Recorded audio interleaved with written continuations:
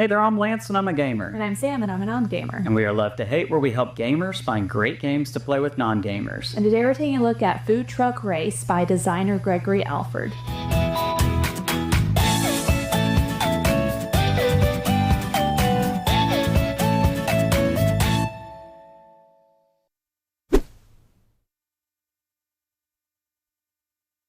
Food Truck Race is a game that is coming to Kickstarter here in the very near future, so make sure to check out the link down below in the description of this video after you watch it. Now what you have here with this game, as the name might suggest, you are going to be operating your own food truck, and you'll be racing against the other players, the other food truck operators, trying to see who can get to a certain dollar value first, either $50 or maybe $100 if you want to play a longer game in this one. And what you'll be doing with your actions in this game, you'll be deciding whether you want to buy certain ingredients or if you want to buy upgrades for your food truck. And then players, the active player, the active chef, will roll dice to determine what types of ingredients get to operate and give you more ingredients to use on your turn. And all players are going to be doing this simultaneously on every player's turn. So there is no downtime in this game. Players are going to be doing something on every turn, which is really exciting. Let's go down to the table. I'll show you how this one works, and then we'll come back and share our thoughts on it as a gamer and non-gamer. All right, I have Food Truck Race on the table. Let me show you all about this game in which you operate a food truck.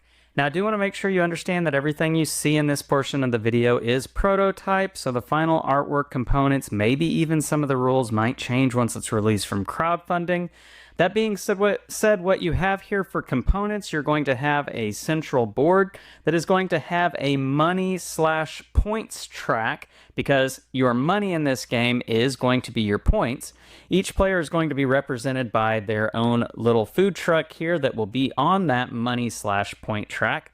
You got lots of upgrade tiles that you can purchase, lots of order cards that you will be trying to fulfill, and your ingredients are going to be in these little food baskets, and each of these blocks represents a different type of ingredient. This happens to be the cheese ingredient, and you've got 6 of these over here. You can see these 3 a little bit over here of the ones that are on the side, but yeah. They all kind of are the same, except they represent different things, different colors. Some of them cost less, like this one is free. The spices are free, whereas produce is going to cost you $1. The really nice stuff like oil right here is going to cost you $2. Players are going to have their own little reminder of what's in the farmer's market and how much everything costs, and on the back is going to be the turn sequence. So this is a really nice player aid to remind you of all the rules. Players are going to have their own menus, and these menus are dependent upon what type of food truck you have here. Taco or leave it, the slice is right, smash burgers, and oh my gourd. And so yeah, each menu is going to be tailored to that specific type of food. And so these different items that are on your menu are going to be the things that you're going to be making throughout the course of the game. And they change depending upon what food truck you are. The ingredients that you'll need to be able to make your different things on your menu is going to be a little bit different, but the payouts are all going to be exactly the same. So none is more favored than the other. It's just different types of colored blocks to be able to make those different things. And there are going to be food truck boards. We'll come back to these here in just a minute, but they do have some artwork here for the different food trucks, and so that's pretty cool. And on the back side of these is going to be where you can learn the pop-up play-to-learn mini game. And so the rules provide a small way to be able to learn this game, playing just a couple of rounds, using a smaller food truck to be able to get the gist of the game. It's really pretty cool that they provide that for you to be able to learn and understand the game, or to teach it to people as you kind of get them graduated into the real game. So that's on the back side of all of these player boards. So that's what you have here for components. Oh, I did forget there are a couple of dice, and there is a little standee. This is the hangriest customer. So there you go. That's what you have for components. Let's talk about how this game plays. Now, how this is going to work, starting with whoever the first player is, and that person will have the hangriest customer. Yes, I said hangriest. You will roll the 2 dice. Now on these dice, you've got one that's going to have letters on it, A, B, and C. And then on the other die, you're going to have numbers 1, 2, and 3. And you will roll these, and whatever comes up, so in this case, C2, well, that's going to be what activates in your food truck. You'll notice that you have 3 different prep stations. You've got prep station A, B, and C. And since we rolled the C die, C is going to activate. And whatever ingredient is here on this prep station is going to give us some cubes. And how many cubes, you ask? Well, 2, because I rolled a 2. Now, what do I mean by ingredients? Well, at the beginning of the game as part of setup, everybody has $5 because you're going to start on the $5 space, and you are allowed to buy 1 upgrade if you wish, and you can buy ingredients. And so the ingredients are going to be spices, which are free, dough, produce, cheese, protein, and oil. So let's say that I bought dough, produce, and cheese. Let's just say that I bought each one of those. And that would cost me $3 because all those things cost $1 each. And I would be putting these on my board, putting them in these food safe spaces in my food truck. Because you can't just put food anywhere. You've got to put it on safe spaces where, you know, your food is going to be able to not get in contact with germs and other stuff that would contaminate it. So say I did something like this, putting these ingredients on those spots. And because I just rolled C2, well, I would make this activate because this is on my C station, and that happens to be cheese, so I would get 2 blocks of cheese, placing them in my mise en place. You know, there's a way to pronounce that. It's French, you know, I'm probably getting that wrong, but they're like little food trays that hold my ingredients, and you have to have little spots to hold your blocks. And so I put my cheese blocks up here, and I can use those on a future recipe. So looking at these small and big orders, let's take a look at 2 of them here. Now, the small ones, as you might imagine, they're going to have fewer things on them to complete. And the big ones, as you might imagine, they're going to have bigger items such as entrees, or they're going to have multiple things on them. Now, you could have multiple snacks or multiple appetizers, but by and large, there's a vast difference between the small orders and the bigger orders. Bigger orders, you're going to need lots more cubes to be able to complete. So these little order cards, they're going to be going on the top spots of my food truck. You're going to have space here to hold 3 of them, like so. And once you've rolled the dice and collected your blocks, then you can plate orders in line.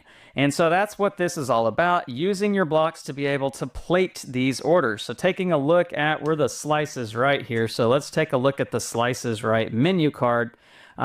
For my snack here, I really needed the blue and green blocks, not cheese. Cheese is not going to be very helpful for me when it comes to making a snack. Small entree, however, the cheese is helpful, but I do need some other things. And as you can see, this particular one asks for 1 modifier. So not only do I need these 4 ingredients, but I also need either a green veggie block or a pink protein block as the modifier, and I would get an extra $1 for that. Plus, this one is going to give me a tip, so that's an extra $1. Instead of $7, I'll make $9 when I fulfill this cart. And, you know, you could probably get how all the other ones work. You just need to figure out how to get the blocks that will help you to fill whatever is on that particular order card. And you could fill multiple orders all at the same time if you've got the blocks to do so. But yeah, you're just trying to fulfill these orders. Now, I want to talk about these little add-ons that you can purchase, because the next thing after this is to be able to do some shopping. Now, I do want to point out that the first 2 steps, rolling, that's done by the person who is the first player or the hangriest customer. They have that standee, which we'll come back to this here in a minute, what that's all about. But then everybody gets to collect whatever is on their prep station that matches this die and a number of blocks that matches this die. Everybody gets that, not just the person who rolled the blocks. And everybody can try to plate their orders, completing them with the blocks that they have. But only the person who is the first player gets to shop and then pass the dice. So let's talk about shopping. We're going to remove this board out of the way so that you can see what's on the main board. We've got all of these tiles out here. Now, these tiles are going to be extra upgrades that you can add to your truck. The red ones over here, well, these ones are going to be ones that are going to go into these slots, such as this one right here, which just gives me extra spots to be able to hold those cubes, because if I don't have any spots to hold cubes, well, then I can't get any more cubes. And then you can also get this really nice big one that takes up 2 of the red spots. But then you can get this one right here, which not only does it have 2 spots to hold the blocks, but it gives you an extra space to be able to put those ingredients discs on. In fact, you can hold up to 3 on here. Now, you're never going to produce blocks out of the ones that are in your cooler. That's what this is. But you can swap them out on your turn when you're rolling the dice. You can swap these out for the different prep stations. So that's really pretty nice having this one up here. There are other tiles. I'm not going to go over all of them. Let's talk about some of the blue ones, because the blue ones are a little bit different. A lot of them are going to have this plug-in symbol on them, which means they can only go on this space right here that has the plug-in, and they're going to give you extra things. Basically, when you roll the dice, you're going to get more extra blocks and that sort of thing, or you're going to be able to do more than one prep station. But the really nice one over here in the blue section are these big preps, which you're either going to be putting on A, B, or C, paying $5 extra for either A, and then $10 for B, or $15 for C. But wherever you end up putting it, you're going to have 2 slots right there to be able to put 2 ingredient discs on. And whenever you roll that letter, you're producing not just the one, but you're producing both of the discs that are on that spot. So the big prep one's pretty nice. And then this La Plancha right here actually goes over your C prep station and the plug-in spot, because again, it has the plug-in. And so you've got 3 spots right there for letter C whenever C is rolled. So that's pretty cool. But anyhow, that's the shopping portion. You also are going to be buying more ingredient discs to be able to put on your boards when you're in that shopping part of your turn. And the last thing that would happen on your turn is to pass your dice to the next person clockwise. But then the hangriest customer is also going to activate. So what happens with the hangriest customer is that all players are going to pass whatever order card is furthest on the right of their player board, this one right here, and they'll pass it to the person on their right, as denoted by these arrows, because that customer is really peeved. They're ticked off. See, as you can see the artwork right here. You're taking too long making their order, so if you didn't fulfill this, then they're going to leave. They're going to go to the person on your left, or your right, excuse me. You will get the one from the person on your left, filling in the open spot on your left, because everything is going to be shifting down if you don't take care of your orders. Now, there are a couple of special cards that are on the board. I'm sure you've seen them. And as players are making money moving around the board and then moving back down the board, because you're spending money to get these things. So again, points are money. Money are points. The first player that gets to the corners, they're going to activate these cards that are on the spaces. And essentially what this is going to do is it's going to act as like a speed bump. It's going to be things that impede your progress. And it may initially affect the first player who comes into contact with this, but these are going to get passed around just like those order cards with the hangriest customer. So this has got the potential to not hurt only the first person who has it, but it could hurt other players if this stays in the game longer. And there are some special cards that are in these decks. Sometimes they're good things, such as the farmer's market, but then sometimes they're bad things, such as a power outage. So it's not just these order cards. There's going to be pests involved in the game, and so you're going to have to deal with things that probably real food trucks have to deal with when they're making their orders. Now, the game is going to continue until players make 1 lap around the board, getting to $50 right here up at the top corner. And whoever crosses that $50 marker, they can decide if they want the game to end at the end of that round once everybody gets equal number of turns rolling the dice. Or if they don't feel like, that they've got a good grip on first place, because maybe somebody's right behind them and they might pass them in the last couple of turns, they could say, nope, we're going to go 2 laps. We're going to go 2 times around this track to get to $100. And then the same thing applies at $100. We'll see how things shake out when everybody gets an equal number of turns rolling the dice. Whoever has the most points is going to be the winner. And that's pretty much the gist of Food Truck Race. Let's go back up top and share our thoughts on this one. And we're back, and now we're going to share our thoughts on Food Truck Race from a gamer and non-gamer's perspective. So, Sam, I always like to really point out, we get these prototypes sent to us very often, and sometimes prototypes aren't the greatest quality, don't show us a good representation of what the final product will look like. I thought this was a fantastic prototype. Yeah, I didn't realize it was a prototype. Artwork and components wise, fantastic. Yeah. I mean, and it's just a prototype, so this isn't even the final thing. Yeah. But it's really, really nice. This is a very nice polished game, I have to say, and that to me is always one of the biggest things that I look for when it comes to previewing games that are going to be coming to Kickstarter. How well put together does this game look? Yeah. And for me, this one looks really, really nice. What did you think about that? Yeah, I mean, like I said, I had no idea that it was a prototype. It looks like a fully finished game, and it felt that way too.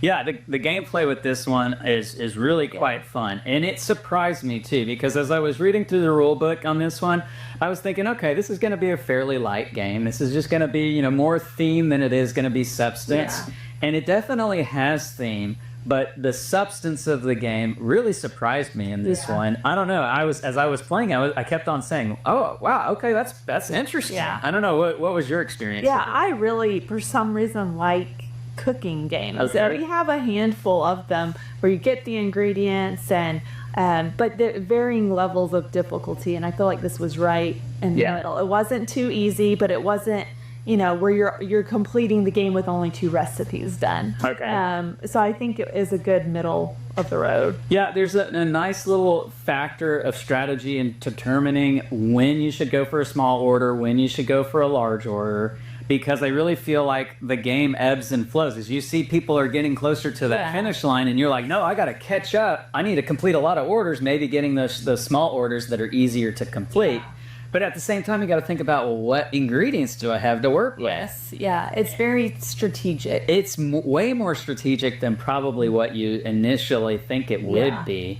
Now, obviously, there is a luck factor with the game as far as what's going to come up on those dice, but you can mitigate that with the upgrades that you have to your truck, which is a really nice thing. What did you think about the upgrade shopping factor? Yeah. At first, I was like, I don't know how I'm going to use these, but you really figure it out as you go through the game. You're like, oh, I do. You don't think you need to hold on to as many ingredients as you realistically do. Yeah. And so being able to hold more ingredients or all that stuff, have the microwave does become more beneficial, especially as you go through the game. Now, another thing that I was really surprised with this game is just, and when I say swingy, I think that can get a negative connotation to it, because it implies that, well, that just happened. I didn't do anything in the game to make me go forward, or it threw me back without really much concern.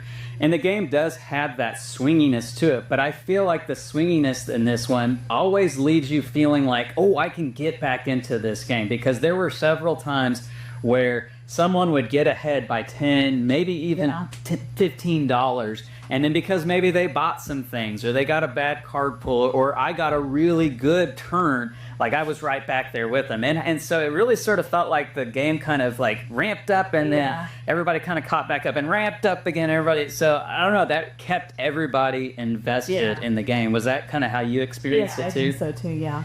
Which for me, that's a great thing when gaming with non-gamers, because the last thing that I want is for somebody to feel like they've already lost 10 minutes into the game, and then the next 30 minutes is going to be a slog for them. And that happens. It does happen. Not in this game. No. I was very thoroughly pleased with this game, that everybody felt like they had a chance to win all the way to the end, really. So exciting finish too, because you just want to try to get to that $50, and if you're not sure that you're going to be the person who's going to hold on for the win, you could say, no, we're playing to 100. You can do that with this, but if you feel like, no, I think I can really end it right here, you can say, this is it. And then you just see how all the chips land at the end. So pretty cool experience. I enjoyed this one thoroughly. Highly recommend it. One that you would recommend playing with non-gamers? Yeah, for sure. I feel like at this point we need a whole shelf that's just like our food prep games. Food prep, kitchen, food, this is one right there that should belong with the best of those. The game is Food Truck Race. It is from designer Gregory Alford, and again, it is coming to Kickstarter in the near future. Make sure to check out that link down below in the description of the video, and while you're down there, leave us some comments on Food Truck Race. Make sure to like and subscribe and push that bell button so you get notifications of all our new content. I'm Lance. I'm Sam. And we are Love to Hate, where we bridge the gap between gamers and non-gamers. We'll catch you next time.